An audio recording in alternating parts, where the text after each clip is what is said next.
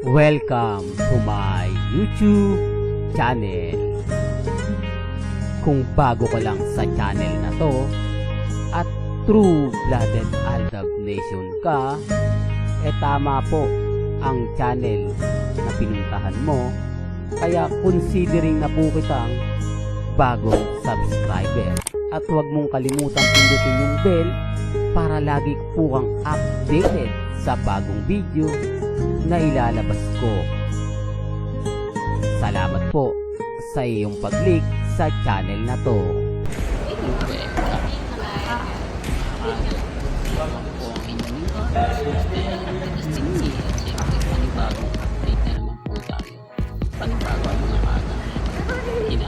Richards at kay May. Sabi ko po sa inyo nakaganapan. Abay dito lang po kay Mr. Destiny. Alam niyo naman po na pagdating sa channel ng Mr. Destiny, marami po mauumpaan sa channel ni Mr. Destiny. May kita. Thank you. Di po ba? Pero bago tayo tumalakay dyan, napakasarap po itong video na to na kung saan hindi na po nasundan. Marami makaka-relate nito. Marami mga fans ang kumbaga natutuwa nung nakita po ito. Pero yung iba hindi po ito inabutan. Hindi po ba? Ito yung nasa APT studio pa po. Sina Ryan Agoncillo at si Maine Polkerson na unang pictorial sana na hindi na nasundan. Sayang nga po mga Aldab. Sabi ko nga po sa inyo, may mga pagkakataon na lagi tayong nabibitin. Hindi po ba? Yung tipong aabangan sana natin pero hindi na po nangyari. Hindi po ba? Kaya nga sabi ko sa inyo, basta't nandito lang kayo sa channel ni Mr. Destiny, mas marami po kayong makukuhang update, makukuhang mga kaganapan na pumapabor po talaga ito para po sa fandom. Hindi po ba? Remind ko lang po lahat po ng mga komento rito mga Aldab ay talagang pumapabor at umaayon nga po kina Ryan at kay Mengay. O baka lagyan na naman po ng issue mga Aldab. Sabi ko nga po sa inyo, kawawa po ngayon si Mengay. Lahat ng naliling kay May binabanatan. Di po ba? Tapos ngayon kay Alden Richards, sinasabi nila Mr. Destiny na balitaan mo na may bagong project daw na magkasama sila Mengay at si Catherine at si Alden Richards sa negosyo. Ulitin ko lang po, siguro naman po alam nyo yung kumpanya ni Alden. Alam nyo yung mga ganap ni Alden. Kapag meron po yung ilalabas, pinapakita po niya yan at inaanunsyo nyo po yan sa kanyang social media account. Pag wala po sa social media account ni Alden, fake news po yun. Di po ba? Kasi sabi ko nga po sa inyo, yung mga Alden fanatics tahimik lang wala silang mga post, mga update. Ako nga rin po hinihintay nila kung magpo-post. Di po ba? Tinitignan nila kung ano nga po ba yung totoong istorya, kung totoong naganap. Yun naman po yung kagandahan nyo. Di po ba? Sabi ko nga po, ito yung pagkakaiba ng updated ka sa mga nag-aantay ka lang.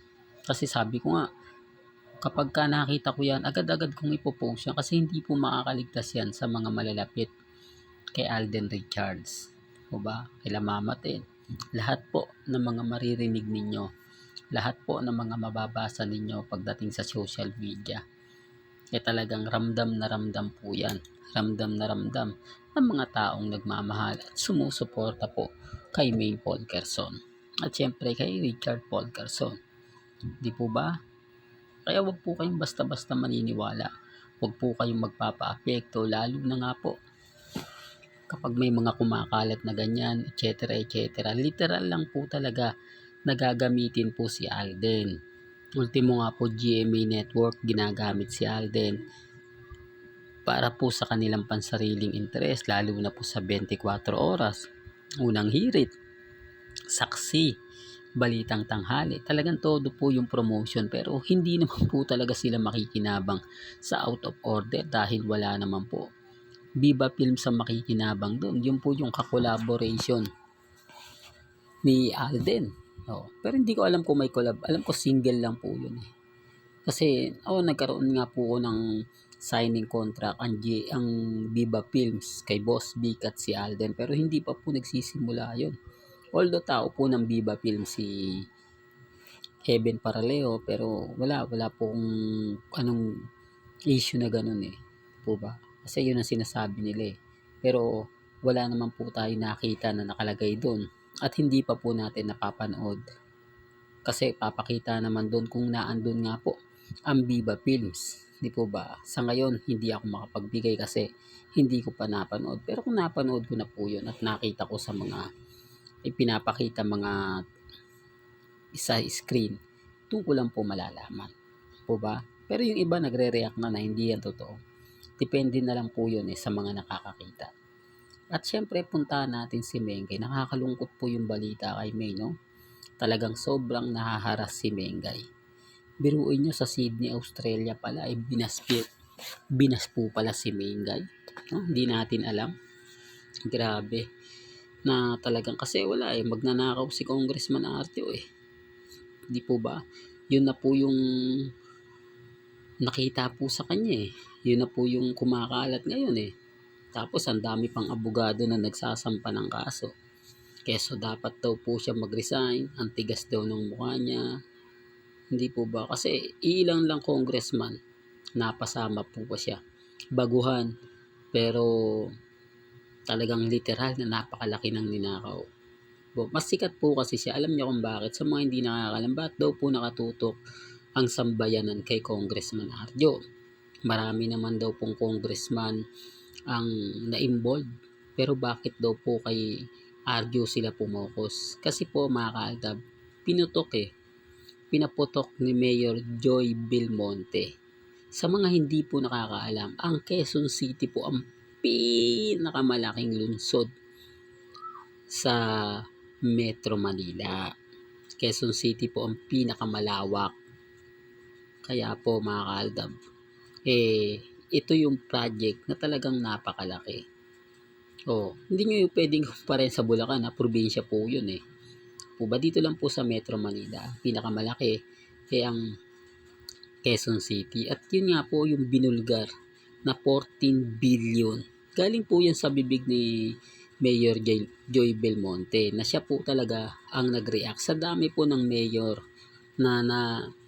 na-involved. Ibig kong sabihin, di po ba meron nga po sa Caloocan, hindi man lang po nagsalita ang butihing mayor namin na si Mayor Along Malapitan na ganito yung budget, di po ba? Tanging si Mayor Joy Belmonte lang po ang nagsabi. Kaya medyo talagang puputok at napakalaki naman po. Di po ba? 14 billion.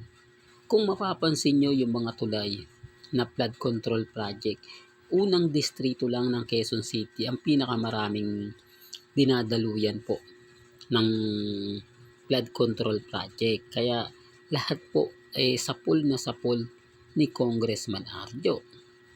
Yan ang sinasabi ko mga kaaldab na hindi nila gaanong nagigets at naiintindihan na sinasabi nilang masyado lang daw pong pinalalaki ang kay Congressman Arjo.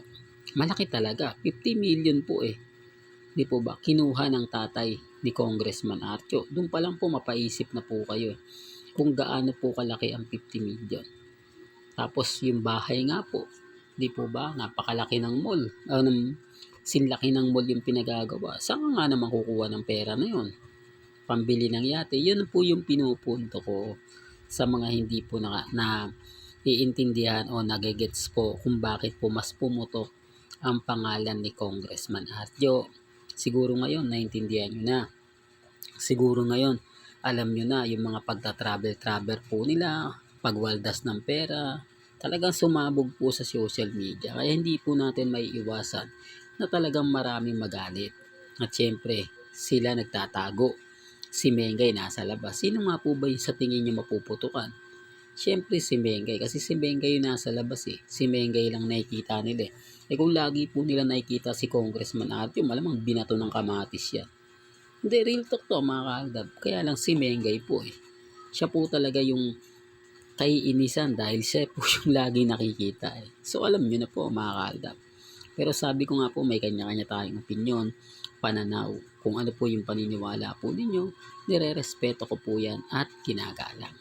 Hanggang dito na lang po ang ating latest updates. Kaya kung gusto nyo pa po ng pinaka-latest at sariwang update, bay tumutok lang po kayo dito po sa channel ni Mr. Destiny para updated po kayo sa mga bago at sa mga latest na i-upload po natin maya-maya lang. Kaya kung bago ka lang sa channel na to at isa kang true-blooded Aldab Nation na nagmamahal kina Mengay at Isoy, tama po ang channel na pinuntahan mo, kaya consider na po kitang bago subscriber. At huwag mong kalimutang i-share ang mga video po natin sa mga mami, sa mga titas, at sa mga senyor. Hanggang sa muli, salamat po sa panonood at pakikinig.